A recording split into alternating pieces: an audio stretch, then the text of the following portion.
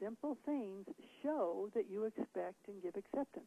Good posture, like your mother told you, improves your voice quality, makes you look more energetic, gives you more energy, makes you look more like a winner versus the slouched, hunched-over loser posture of like the losing football team over on the one bench and the winning football team over there with the, a level head and erect posture. So you've got to stand up straight and tall or sit. A lot of times you're on the computer. You can still sit with good posture versus hunched over. But what happens, you started out as a youngster carrying a backpack, then laptop, and now the ladies have the big purses because it's so fashionable, and pretty soon there's going to be the diaper bag, and then the weight of the world on your shoulder, and you hunch and slouch. And I have heard of people sitting slumped over, slouchy, in their chair during a video chat. Their boss is in on the chat, sees the person online, and tells that person, hey, shape up or ship out, because I don't want your kind of comportment to reflect so poorly on me like it did in that web chat. People have gotten fired for poor posture. Now, they might call it something else, but if you reflect poorly on your boss and your organization because of something so insignificant like this, well, it's something you could have corrected with the simplest effort, and it improves your health, period. But above all, you must have a facial expression that looks comfortable, confident, competent, and it's what I call the cheese whiz. So right now, just think of what your face is doing. Likely your lips are pursed, jaw is clinched, you're listening, you're focused, but you have this grimace almost on your face. You think you're looking very serious and attentive if you were in a meeting with this expression, but you really look scared and constipated. You've got to have a relaxed, gentle smile on your face all the time, whether you're mad, glad, sad, scared, whether you're male or female. This isn't a girl thing. I learned it from the good old boys. Clint Eastwood is a master at cheese whiz. Cheese whiz is the expression you say. Go ahead and say it right now. Everybody joined in. Just to your, say it out loud, cheese whiz, and leave your mouth in that position. Because what you're doing as you started listening to me today is A. And actually I'm generous because that's actually a kind of a pleasant-looking A. What I want is B. You don't need to do C, which is a big old smile and, a grin and grinning into smirking or something like that. But B is the facial expression that makes you look awake, alert, alive, attentive, approachable. It's natural. It's what children have on their face until they're told, you close that trap.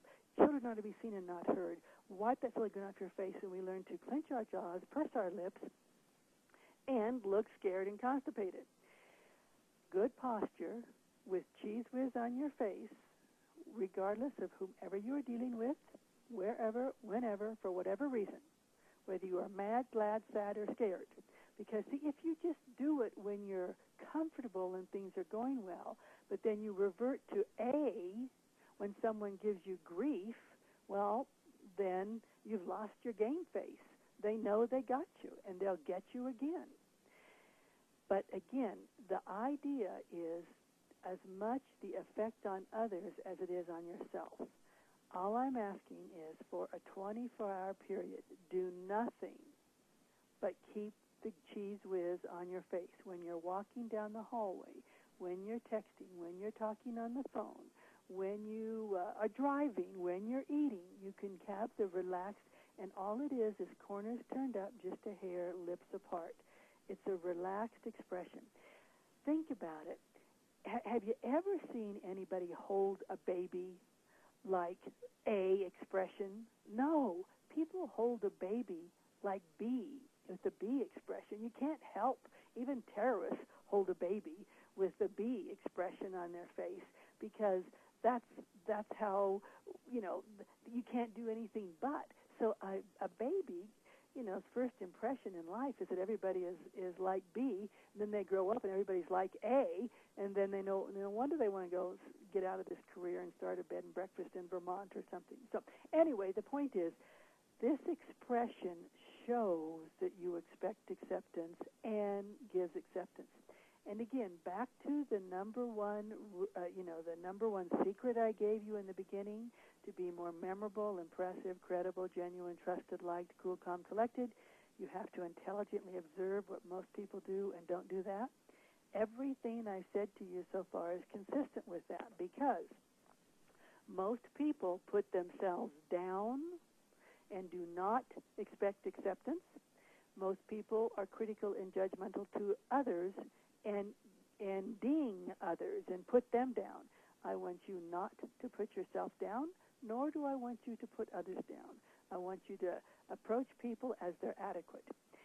If, say you have someone who works for you who's supposed to do a report and it's poorly done, how do you still do what I'm saying about give acceptance but get the report corrected? You can say to the person, Joe, this report is crap, and I wonder where your head is. I'm not so sure you're the man for the job.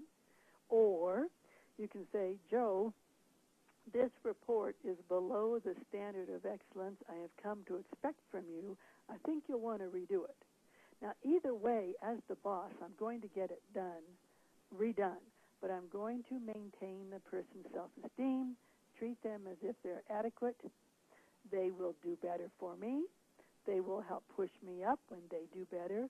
I will be viewed as a better manager from above, and it's a positive cycle you create yourself. To support it, you physically look the part, because you can't put a little label on saying I expect acceptance and give acceptance. You have to show it with your comportment.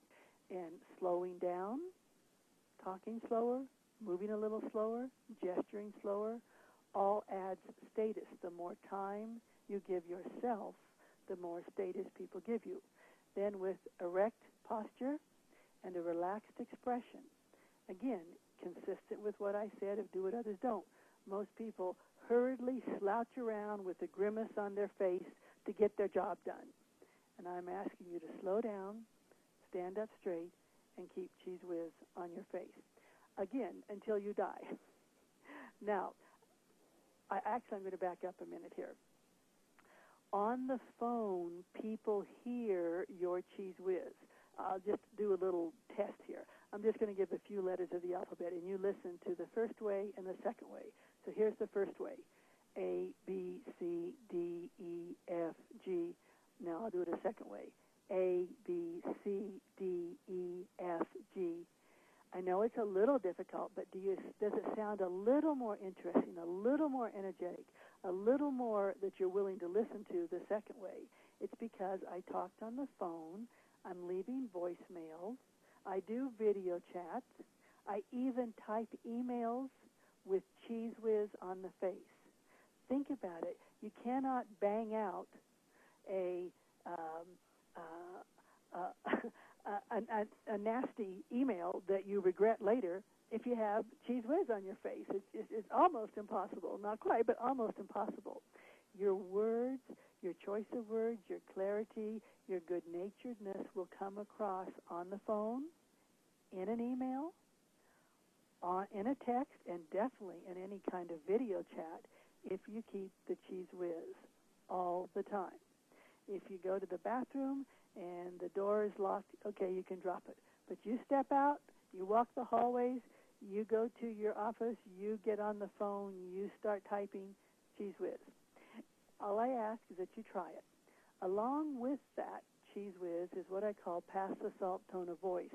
It's just a non-emotional tone of voice. You don't say, pass the salt. You say, pass the salt, even if you're angry. That's what you'd say. So Cheese Whiz, pass the salt tone of voice.